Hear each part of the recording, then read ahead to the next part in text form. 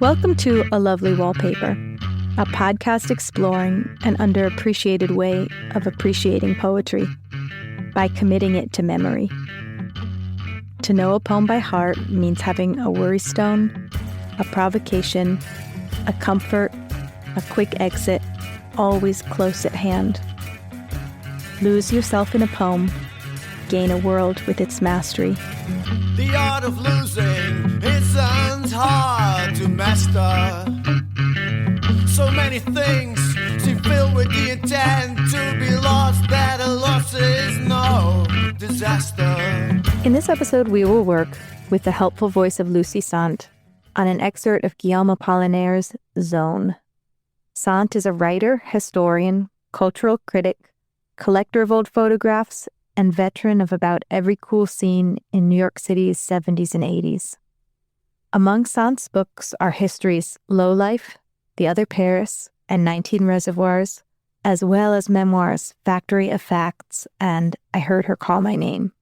All of her works are deeply personal and incisively seeking to reconstruct lost worlds. As I was reading up on Apollinaire for this episode, I came to a passage about his poem, The Musician of Saint-Méry. Apparently, it was inspired by a fascination with a medieval quarter, once home to troubadours, minstrels, a great alchemist, that existed in central Paris at the site where the Centre Pompidou now stands. Apollinaire even served as a tour guide of this site for a local historical society. This little bit of biography immediately brought to mind the opening of Lucy Sante's 2015 history, The Other Paris, which she situates just a few blocks away from this former medieval quarter, at the construction site that would become the mega train station cum shopping mall Châtelet-Les-Halles. Once a thriving produce market, in its intermediary stage as a sandy excavation site, the city quarter lived a quick, ephemeral life as shorthand for the American West when it appeared in the film Don't Touch the White Woman. There is the proximity of these two massively transformed Paris places, but more importantly, there is the shared thirst of Apollinaire and Sante for these shadow histories. What you find in Apollinaire's Zone is the need to read the contemporary city through the lens of what has disappeared, and that is what drives all of Sante's work as well. Hello, Lucy. Thanks for joining us today from Kingston, New York. I'm delighted to be there. All right. So if Apollinaire did the walking tour of his lost Paris, I kind of feel like you walk your reader around and show the layeredness of places through photographs and ephemera. For example, in your pretty recent book about the creation of the reservoir system that serves New York, 19 Reservoirs, you write this beautiful book of disappeared places, and it's really steered by images. When you began this project, did you start it by coming upon photos of some of these disappeared places, postcards of dams and general stores, or did you decide to tackle the subject first and then find all this archival material? Well, not exactly either of those things. It began in the mid-1990s when I first rented and then bought a house in Delaware County, New York, in the Northwest Catskills. And we were within a few miles of the Pacton Reservoir, and locally there were many people who'd been displaced by it and who'd written memoirs and who gave slide talks and who had reunions and published things in the local newspapers, all of which were very emotionally charged. And that combined with the fact that I moved up there in a drought year, and somebody stupidly said, hey, if you go down to the reservoir, soon enough you'll be able to see church steeples, which is not true because they burned all the buildings before carting away the ashes. But between the kind of horror movie chill of that image and the fact that all these people were around bemoaning the loss of their villages, it sank something deep in me emotionally. And I kind of, thought this would be something to write about one day. I put it in the rainy day box. And then a friend became an editor at this magazine, Places Journal, an online publication out of San Francisco, on things like architecture and society and ecology. And suddenly I had a venue for this idea. And, I had been collecting the postcards as a result of the fact that I was A, living there half the year, and B, I was preparing to write a book about postcards, which I eventually did. It's called Folk Photography. And so I was going to postcard shows, and when I'd go there, I'd look at the New York State boxes and look for the, Shavertown, these places that were killed by the reservoirs. So I'd already accumulated some images. And then, I wrote it in the pandemic year when, for one thing, the Y closed down. So to get exercise, I started walking all over the place. Not in the country, I walked in town, but Kingston is a vast, sprawling place with all these like hidden neighborhoods and stuff. And I just got into the local air, the local feel so deeply. And between, all these things resurrected the idea in my mind and I went for it. And because it was the pandemic, all the libraries and museums were closed. So I had no choice but to work with the few books that have been written and mostly online newspaper archives. It's such an amazing reframing of the way I see New York. You mentioned this a few times throughout the book, but you don't think about this massive infrastructure that's feeding the city. I mean, even just on a micro level, there's this one passage where you were listing the different places that some of the workers of like a dam construction town were moving to. Mm-hmm. And they were all places throughout upstate New York that they dispersed to, and none of them moved to the city. And I was like, none of them moved back to New York. I felt so owned in my city centrism in this like kind of moment of shock. Yeah. But it's really cool. It's cool too as like almost like as a companion to like lowlife, for instance. Like you see the kind of the tenant landlord battles peeking through in this story. Mm-hmm. Say a little bit about the water metering disputes. Yeah, that's the part that I wrote for the book that wasn't in the original series because it was sort of outside the frame. The fact that New York City, even now, has not finished the job of metering all buildings. This has been going on. The New York Times first editorialized about this matter in 1860, and they've been fighting the battle ever since. Although the battle has pretty much been joined now. They're no longer like arguing. They finally metered a lot of places around the first decade of the 21st century. But then there were a lot of places they hadn't gone to and they just threw up their arms and left. So that's pretty much the state of it. But the story is the story of, people desperately trying to find solutions in drought years and then completely forgetting about it in years of sufficient rainfall. And arguments about how problems should be tackled, various plans for damming the Hudson River, just all kinds of stuff. And on top of this history of corruption, these schemes, the notorious Boss Tweed figures into the story, having an associate manufacture junk water meters that didn't do anything at all and charging the city many thousands of dollars for it. So it's a New York story. Right. Also, just like the kind of like ethical battle you talk about, it's like on the one hand, people should have free and plentiful water. But on the other hand, I guess you wrote that there was a lot of dispute about, that tenants would spitefully run their water, their landlord. And, it's really, really fascinating book. Your other recent book, I Heard Her Call My Name, which is about the period of your transition, was also really led by photographs. Can you tell me a little bit about how photography and photographic tricks sparked that book? Or Sure. Well, what happened is that I got a new iPhone and I remembered this app, which I'd previously tried unsuccessfully with my old junky phone. And it was an app that permitted you to change your facial appearance and hair and whatever. And there was a gender swap feature, which is what I was interested in. Because I thought all my life, I thought that I'm really a girl. But I was insecure about but what would I look like? And because I notably, almost never like cross dress. I avoided that like the plague.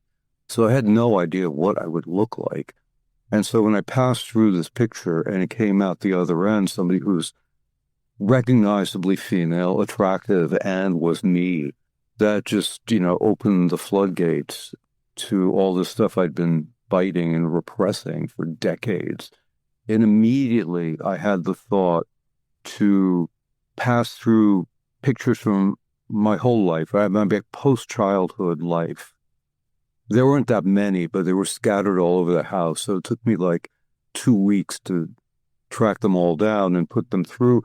And when I did, it was amazing, because what you see, people using this app, Face app, it's called, it's always contemporary pictures. But when you put through black and white period photos or Kodachromes from the 60s, and the app knows how to replicate all the, like fashion choices and stuff.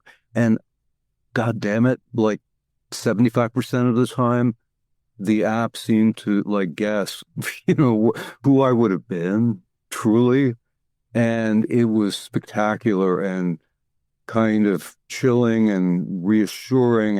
And I also knew immediately that now I had a book. Yeah, Because I'm a writer. As I say in the book, I'm a writer before I am anything else.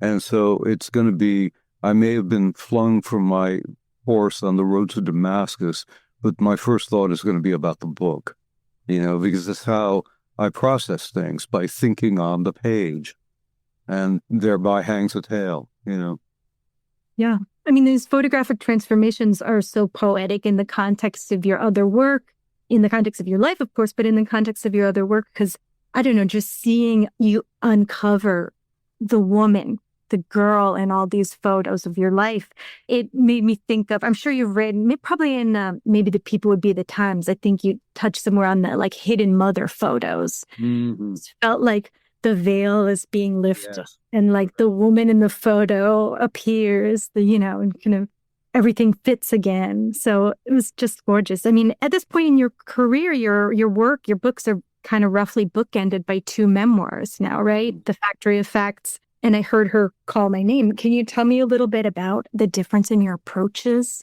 Well, 2 people who came to interview me this year both told me that it seems I'm the first person ever to write memoirs in 2 genders, which is kind of cool. And they're extremely different because, I Heard Her Call My Name, I spill all. Nothing is held back. It's just, I try to make it as concise as possible, but it's all there, radical honesty. And Factory of Facts is a considerably more complicated proposition because, well, as I say in I Heard Her Call My Name, I didn't feel that I could depict myself. I wasn't even like brooding on that. It was just like an immediate decision. No, I can't, I don't want to get too close. The way I packaged it for myself was it would be unseemly, But I was trying to establish, this is my like response to identity politics, I think. Okay, I don't fit any of your clubs because my background is so specific, and I've never met anyone with the kind of biographical, geographical line that is involved in mine, which is not quite true, but almost. So, and I want to talk about where I'm from because it's a part of Belgium is not a big country, but my area is probably among the least visited by anyone. It's not a center of tourism. It's got many charms, but I am kind of fiercely proud of where I'm from. And my family has been there since time immemorial, pretty much. I'm like, my genes are all like totally local with the 1% Chinese, what's known as the Genghis Khan gene. Did you get there from doing like a 23andMe sort of thing, or? Yes, I did. Walloon is like the specific like group we're talking about in this A specific group of people and also a specific language, Yeah. So, yeah, and I wanted to talk about Walloon. Everybody laughs whenever I say it, and I can be in a crowd of extremely learned people, and they think the name is funny, and they've never heard of it. This despite that the Walloon, it was actually the Walloons who bought Manhattan from the Lenni Lenape. Peter Minuit was a Walloon. And there's a monument at Battery Park to the Walloon pioneers. Okay, so it's a book it kind of talks about my childhood, but not really. And, part of that, too, was simply the fact that my parents were still alive. I really wrote it for my dad, and I did not want to cause them pain. The pain comes through in the current book. I had to hold that aside. In the end, my father lapsed into, funny that I should trip over this word, dementia. He lapsed into dementia as I was writing the book before I finished it, so he was unable to read it. And my mother, who was not a reader at all, would randomly open it and call me and scream at me about everything, about not just the thing I expected her to be upset about, but all kinds of trivia. My getting a date wrong was like, but the basic message was that, the usual family thing. You're hanging our dirty laundry out in public, even though I was diplomatic in the extreme. I wasn't that diplomatic, really. Yeah, so anyway, I managed to write about myself twice, and I also wrote about myself in my 2 essay collections, which in some ways are my favorite books by me because I like short form, and they present a variety. Yeah, I mean, that's interesting that you say the second book caused all this conflict. You were so guarded in the first. I think you say somewhere in I heard her call my name that you tried to depict yourself as a squiggle on an architectural elevation in Factory of Facts. And I mean, you play so much also in the Factory of Facts with like different ways the history could have gone. I'm just thinking about the opening where you lay out like, all of these kind of different versions of how and where and when your parents could have emigrated and, which direction your life could have led you, which, I mean, does seem like it's kind of foreseeing your kind of feelings of having like a permeable identity or having like a fluid identity. Well, also, all of it reinforces the major theme in my life, really, probably is aloneness. Right. I mean, it's funny that you should bring up aloneness right now because I also wanted to talk to you. I mean, in the 70s and 80s, you were completely at the center of New York culture, which is this culture that has been, ever since glorified. I feel like if I were to watch Downtown 81 again, I'd see you in the back of a shop somewhere. But you were hanging out with Jim Jarmusch, Nan Goldin, Tom Verlaine, Lydia Lunch, Richard Hill, Michelle Basquiat, Cynthia Slay. And then you had all your uptown lit people too. In one moment, and I heard her call my name you in comparing San Francisco to New York, you said, I needed the World Historical on the daily. It seems like you got that. But tell me why, with all this kind of like proximity to this scene that became so famous, or all these scenes that became so famous, all these famous connections, I wonder why you're still so drawn to writing about the anonymous and the disappeared. I mean, the anonymous and the disappeared are themes in my life that go back much further. I mean, my major preoccupations are time and memory. And the physical sensation of a time, which is going to be different from any other time, what do you call that? The zeitgeist, And that really goes back to my childhood when I crossed the Atlantic 7 times, mostly by boat. And it was commuting between, working class, unemployed, post-war Belgium, where nobody had a car, nobody had central heating, let alone like TV or anything like that. We were living in the 1930s. And in the United States, and over there, we were middle class. We had a new house. We had a car for a year, like the only people in the neighborhood who had one. And in the United States, we were nominally poor. We were absolutely working class in America. My father worked in a factory. We rented an apartment for years in like the working class street of a rich town. But nevertheless, that was the future. I mean, we were in the 60s there. So going back and forth between these two countries, and, the trips were substantial. I mean, I would spend half the school year in one place and half the school year in the other. And it was like going back and forth between historical eras. And somehow along the line, I started to confuse time and place. Time began to seem like a place, and place began to seem like a time. And that's a mystery that's never left me. I'm always trying to travel back into the past, And I don't want to live there full time, but I want to penetrate it. And that's what I do in my books, I mean, my books have a lot to do with, I like to say, my historical kind of books, they're about accumulating material detail in the interest of finding the subjective, trying to get as close to what people experienced physically, but also emotionally in whatever time and place I'm writing about, the spirit of the time. Yeah, that's beautifully put. The confusing place and time from traveling between Belgium and America is just incredible. Aside from hanging with all these punks and no waivers, you also knew poets. You took class with Kenneth Koch.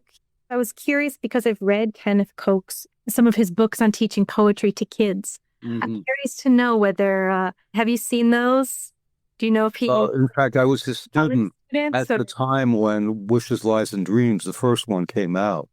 Oh, cool. So basically, there was interplay between the contents of the book and the assignments we were getting in class. I mean, we were obviously not school children, so it was a little bit different, but it just partook of the same force. Yeah, Kenneth was very powerful in my life, in both because I took 2 classes with him, and the first class reinforced every dream I'd had that I was a poet. All through my teenage years, I was a poet.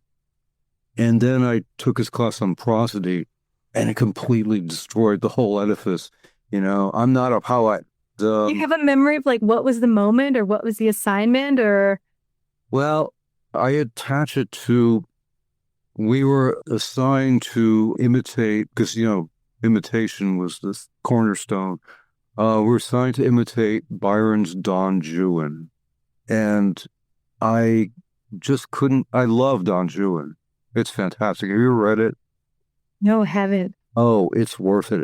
It's a novel. It's funny. It's adventurous. It's cool.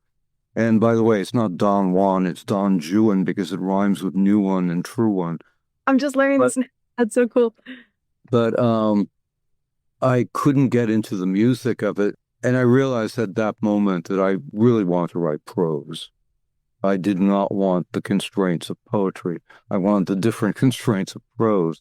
And I've been fighting with that decision ever since, It was when I lived in the Poets Building, I was really surly and I was envious of everybody. And, I was making a better living writing book reviews at that point than they were making from their poetry, that's for sure. But nevertheless, to me, their prestige was much higher than mine. Funny though, you said you were scared to take a class with Elizabeth Hardwick, which makes me think you saw a lot of prestige, amongst prose writers as well. I was afraid of writing fiction. I was terrified of it. And it's actually only recently that I've started coming to terms with that. Yeah, you played with fiction. You did some very short fiction in the Times. You wrote these pieces where you imagined the lives of people who owned these 45s that you found, who wrote their names so their 45 wouldn't get lost at the party. Yeah. That was a really cool series. But it's like mine has been the Susan Sontag struggle. Poor Susan, brilliant essayist, never going to be taken seriously unless she wrote a novel. And she writes a whole bunch of pretty bad novels and maybe some that are not that bad, but she's not a natural novelist. But it's the same thing. It's like, if, especially Anglo-American letters, 20th century, the novel is the great carrier of meaning. It's the way in which humans struggle with eternity. And if you haven't done that, then you've elected to not serve and instead join the orderlies in the field hospital as a conscientious objector. And so that's been those are two battles, the poetry battle and the fiction battle, which have been going on for the last 50 years in my life. I think you've staked your ground. You've, what did you say? Your main concerns are memory. And, you did that through histories. You did that through photography. You did that through memoirs. It's, you have a really amazing body of work that talks to each other, book to book. Did you save anything from the Kenneth Coke classes? I know you said before that you had gotten rid of a lot of your writing, which took me by surprise because just based on your ephemera and photographs, I'd peg you for someone who saved everything. Well, I saved a lot of stuff, but honestly, I sold my papers to the New York Public Library some years back, mostly because I needed money. They were surprised by how little I had, actually. And I had to, for example, they were dismayed that I'd kept no editorial correspondence from the New York Review of Books. And, but what was it? It was marked up galleys and the occasional scrawled notes. They weren't letters, we did it by phone. But I didn't keep that stuff because it was ephemeral, and, I've never kept a diary. And my first book, Low Life, I wrote it maybe 3/4 or 7/8 in longhand and spiral notebook. And that's how I did all my writing from my first real publication in 81 until that book came out in 91. And I couldn't do that anymore. I was getting hand cramps and stuff. And typing wasn't working because being a perfectionist, I'd be retyping every page 16 times. So I got a computer.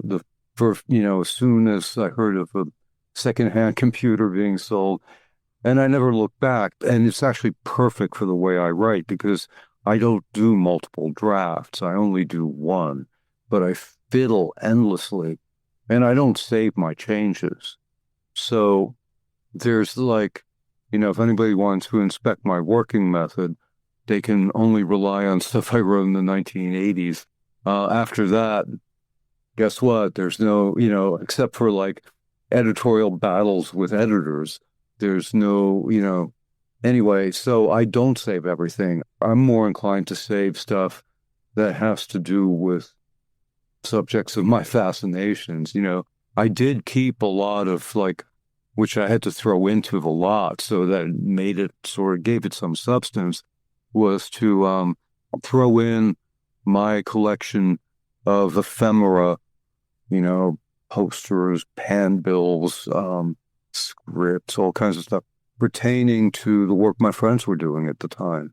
Jim Jarmusch's early films and, all that kind of stuff I threw in, although as well as, giving the correspondence. And that, I'm the last generation, probably, a lot of paper correspondence still. You lived in the Poetry Building, I guess, alongside Allen Ginsberg, and Ron Padgett because you picked his translation of Zone for this particular episode. Tell me a little bit about your experience interacting with these poets, your kind of definitive decision that you weren't a poet. Yeah, it's a complicated thing because actually the story kind of begins with Zone.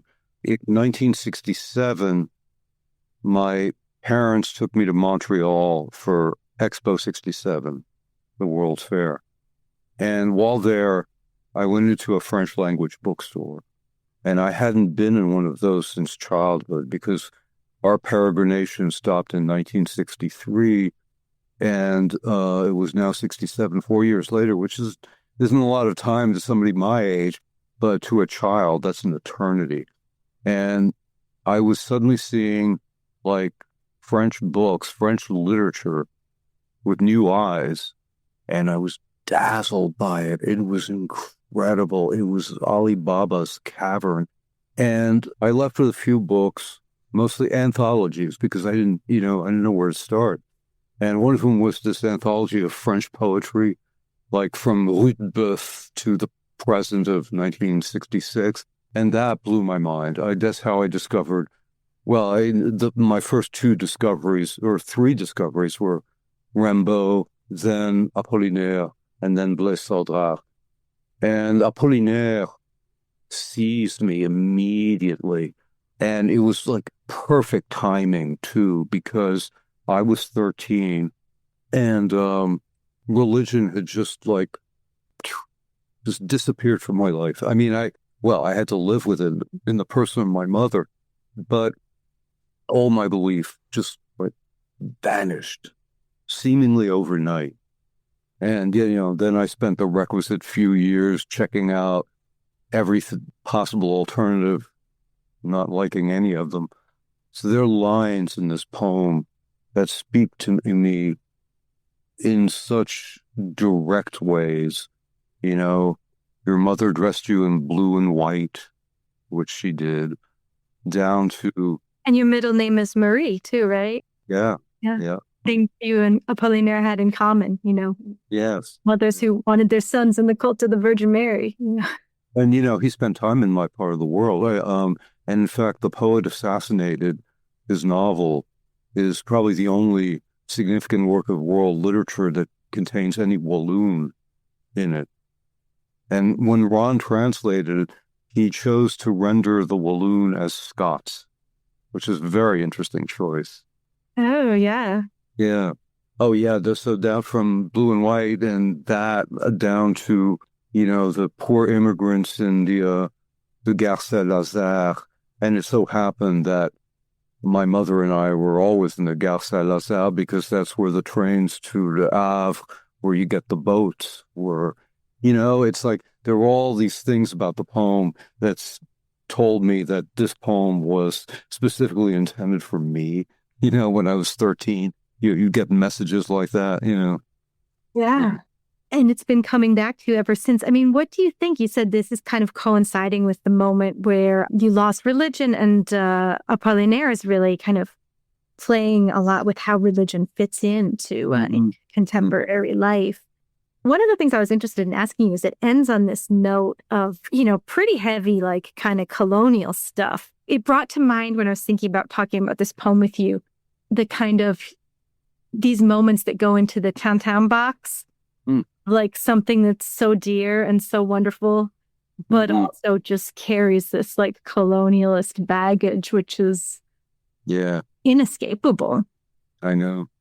I still, in my house, I got rid of all the ivory, but I still have choice bits of Africana from my uncle who was there in the 50s, and, in particular, this ebony head of a woman artfully cracked. And that it's like this, there's this Tintin book where he walks into the room where he thinks he has this unique fetish with a broken arm, and there are shelves and shelves and shelves of them, right?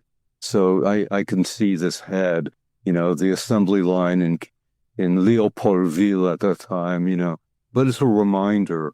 And one of the most wrenching experience, the most wrenching experience you can have in Belgium is to go to the Colonial Museum in Tervuren, which they've been remaking gradually. But, when I was there, even 20 years ago, it was pretty much the way it always had been. It was crazy. And I remember staying at this Hôtel des Colonies in Brussels, and there was this typical train station hotel, undistinguished, except that in the breakfast room there were all these reliefs of, Africans being African, in Art Deco renditions. And now, if you go to Brussels, the city is being revised wholesale by corporations, obviously, So it's glass and steel all the way. On the other hand, the face of Brussels. If you look at like election posters, and there are at least as many black and brown faces as you'll find on election posters here, probably more. You know, the Belgium, I don't know how they handle their immigration, but I think they've done a reasonably good job of incorporating people from all over the world.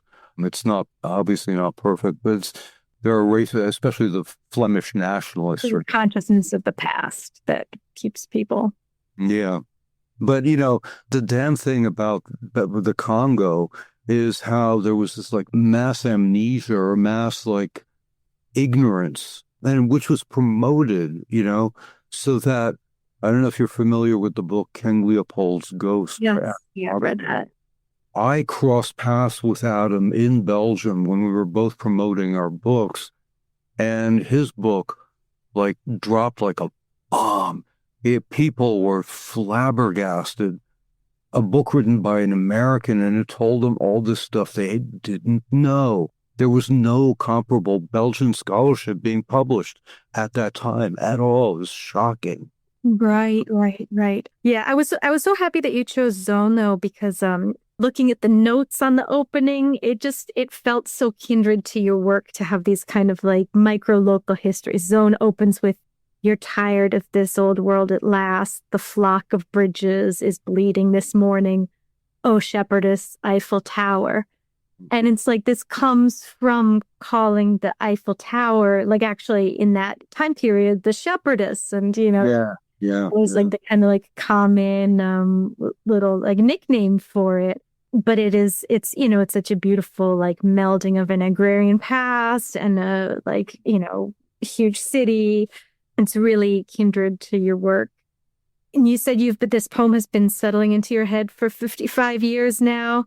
When you came back to New York, you said you were about 13 when you found this book. Montreal is a great bookstore. Yes, right, yeah. For sure. What other points in your life did it come back to you? What other points have you been drawn to it again?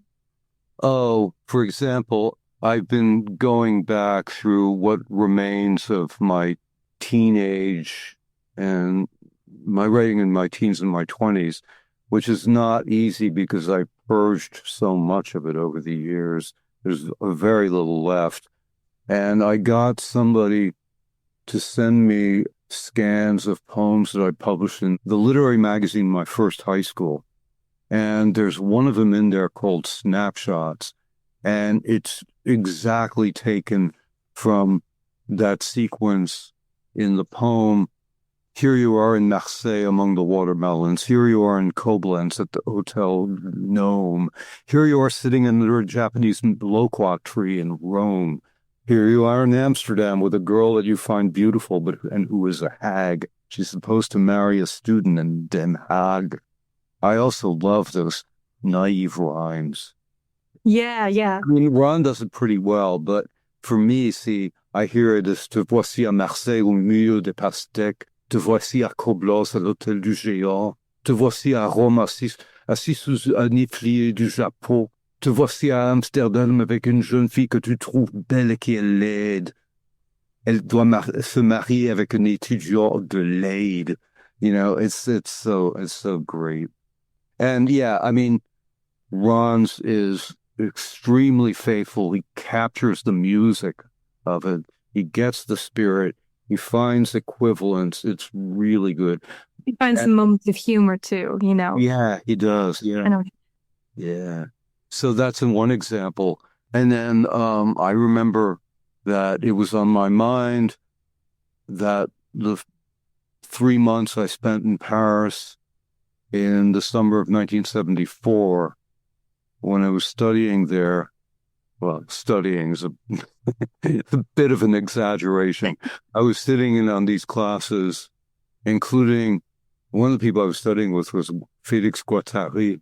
Do you know who I'm talking about? I don't. Guattari. Oh, they're big heroes of the French theory people, especially in the 80s and 90s. They were like anti-psychiatry militants, and well, I mean, they were complicated because Guattari was a psychoanalyst, Deleuze was a philosopher, and together they wrote stuff that sometimes sounds like beat poetry, and it's sometimes incredibly abstruse, and sometimes like literary criticism. It's just, I don't know, I never quite made my peace with that stuff. But I was in Paris to be in Paris, really. And the images of the city, I could easily like project this poem onto my days. I mean, this is a couplet that doesn't work in English. Today you walk in Paris, the women are all bloodstained. It was, and I'd rather not remember it was beauty on the wane. And that just, it's the best he could do. I appreciate, but it's not the same thing as aujourd'hui tu marches dans Paris, les femmes sont ensanglantées. C'était, et je voudrais ne pas m'en souvenir, c'était au déclin de la beauté. That's, certain things just sing in one language or the other and not in both. So, now you walk in Paris alone in the crowd. Herds of buses drive past mooing loud. Your throat is gripped with love's pain, as if you should never be loved again. If you lived in the past, you'd enter a monastery. You're ashamed to catch yourself saying a prayer. You jeer at yourself and your laughter crackles like hellfire. The background of your life is gilded by sparks from your laughter. It's like paintings hung in a dark museum. Sometimes you step up close to see them. Yeah, that seemed to be like, I don't know if I thought that if I lived in the past, I'd enter a monastery. That was never my style, but the rest of it, I was gripped by love's pain as I walked alone in the crowd and herds of buses mooed past, Yeah, I could identify with this poem and the spectacle of, Jesus Christ, the first aviator. Yeah. This, wonderful running joke he has in this poem. Yeah. Never quite understood. It's simple, like the hangars of port aviation. Right, yes. One thing I've never understood, and I've never seen anybody explain this, why it's called zone. Oh, I was hoping you knew. No, I don't. I mean, I know, and like, interestingly enough, I mean, when I started on the research that would lead to the other Paris, of course, I got completely absorbed by the zone, which was in Paris on the footprint of the old military wall, which is now, what is now the périphérique, the highway around Paris, was a kind of DMZ. It was a place where all kinds of people on the lam, people with horrible skin diseases, Romani, political agitators could live they could build their own shacks and raise their own chickens in this area of land that belonged to nobody. And it became this site of, I mean, it's really hard to disentangle like journalistic legend from fact when considering the zone, because people are always, making it out to be the home of assassins and so on. There's probably some truth to that, but nevertheless, it was, you have to figure that just on the basis of the photographs you see and the little bit of documentary footage that was shot, it was really a place where, like homesteaders could live at once in the city and outside society. Right. No authority. I mean, periphery is like kind of still ringed with, people camping, people living outside of the city and outside of society. Mm-hmm. Is there many refugees around periphery right now? Oh, yeah. Oh, God, yeah. But why zone applies to this poem, I do not know. Was that terminology that was contemporary with Apollinaire? Like, was the zone had been called that for when did people start calling it the zone? Probably in the 1880s. Okay. Goes back that far. For example, probably it started around the time of the first flea markets.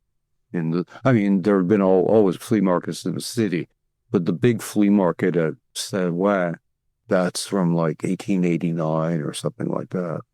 And also, a few years later, you have Van Gogh's painting of the zone, of like a depopulated part of the zone, which I think zone is used in the title. Can I ask you to go ahead and read our section of the poem? Now you walk in Paris alone in the crowd. Herds of buses drive past mooing loud. Your throat is gripped with love's pain, as if you should never be loved again. If you lived in the past, you'd enter a monastery. You were ashamed to catch yourself saying a prayer. You jeer at yourself and your laughter crackles like hellfire. The background of your life is gilded by the sparks from your laughter. It's like paintings hung in a dark museum. Sometimes you step up close to see them. Thank you so much. It is too bad that we did not get to the bottom of why this poem was called Zone. Incidentally, my last episode, which featured an Emily Dickinson poem, also zeroed in on a mysterious, open-ended zone. Not at all likely that Apollinaire read Dickinson's poem, but I like the idea still that his zone, like Dickinson's, is a bit of a trance state. Dickinson was implying everything from artistic inspiration to death when she imagined the perfectly balanced seasons of her zone, whose even years no solstice interrupts. In Apollinaire's zone, the poet walks from sunup to sunup through Paris, making fragmented experiences and feelings into one continuous space, a mental space and a vision for the city around him, as this unified state. Today's excerpt from Zone has a lot of the great stuff that is going on throughout all of the longer work. The wandering, the irony of loneliness, even in a density of people, and the driving force of couplet rhymes that are sometimes serious, sometimes silly, and always surprising. We'll break these 10 lines up into 5 independent couplets. Since these couplets are just a fragment of a much longer poem, learn the ones you love, the ones which roll off of your tongue, and skip the others. Or go back and read Ron Padgett's translation of Zone in full and find different passages or rhymed pairs that speak to you. Here are the first 2 lines. Now you walk in Paris alone in the crowd. Herds of buses drive past mooing loud.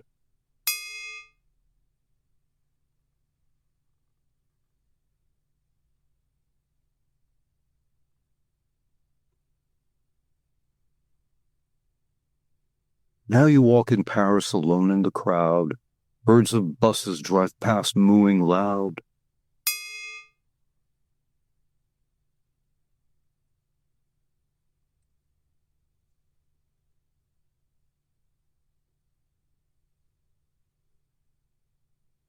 I love the link here to those first few lines where the Eiffel Tower is the shepherdess, a link between the city and an agrarian past. Bleeding bridges, mooing buses, it is all absurdly scaled up and beautiful. Here are the next 2 lines. Your throat is gripped with love's pain, as if you should never be loved again.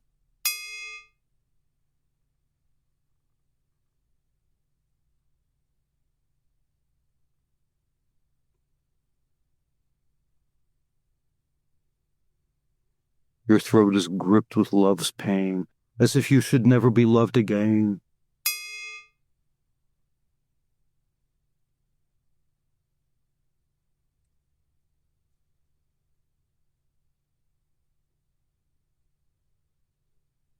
Here are the next 2 lines. If you lived in the past, you'd enter a monastery. You were ashamed to catch yourself saying a prayer.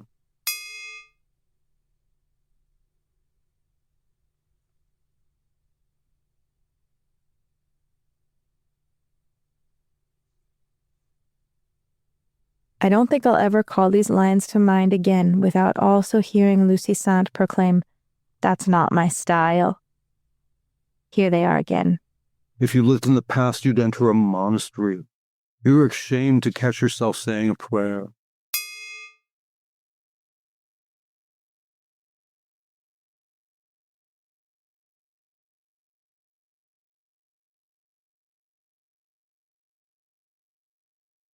The next 2 lines feel like an impossible mouthful. Paget stays close to the original French, but repeating rire twice rolls off the tongue a lot better than laughter does, and petit and ta vie makes an easier rhyming pair than hellfire and laughter. The perils of translation. You jeer at yourself and your laughter crackles like hellfire. The background of your life is gilded by the sparks from your laughter.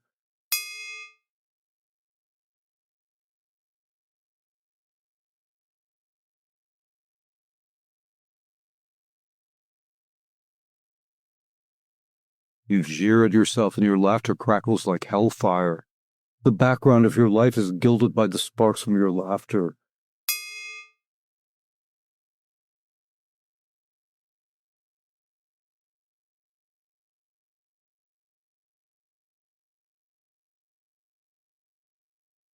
Here's the final couplet. If you learn any of them, learn this one, which is atmospheric, philosophical, and zingy. It's like paintings hung in a dark museum. Sometimes you step up close to see them.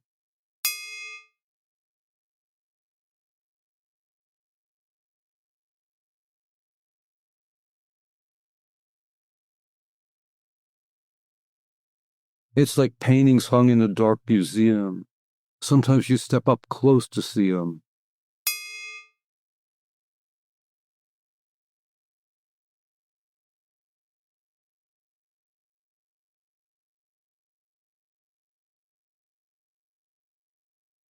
Here's the full passage one last time. Now you walk in Paris alone in the crowd. Herds of buses drive past mooing loud. Your throat is gripped with love's pain, as if you should never be loved again. If you lived in the past, you'd enter a monastery. You're ashamed to catch yourself saying a prayer. You jeer at yourself and your laughter crackles like hellfire. The background of your life is gilded by the sparks from your laughter. It's like paintings hung in a dark museum. Sometimes you step up close to see them. And that was our poem. I hope it unfolded for you in a way which made you glad to make it your own. And I hope you can hold on to it. Review it on paper or let it live more like a song in your memory. Thank you to Susie Boyd for lending me this podcast's title, to GW Sock and the X for use of their song, The Art of Losing, which borrows the words of Elizabeth Bishop. And thank you to my sound engineer, Alex. Disaster.